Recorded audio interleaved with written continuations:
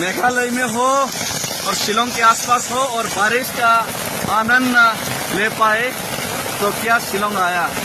तो हम लोग बारिश का आनंद लेते लेते ही हमारा अपना पैदल यात्रा का ये जो मूवमेंट का आनंद हम लोग ले रहे। पीछे भी बहुत सारे लोग थे।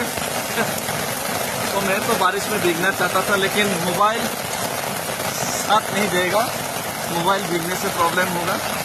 सो थैंक यू बारिश से जो शिलोंग में स्वागत किया। ये मैं समझता हूँ कि भगवान का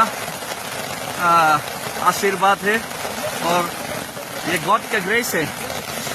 सो enjoy, everybody enjoy the rain of Shillong. It's not a rain यार, drizzling. बारिश तो और भी ज्यादा होना चाहिए, just drizzling. Thank you.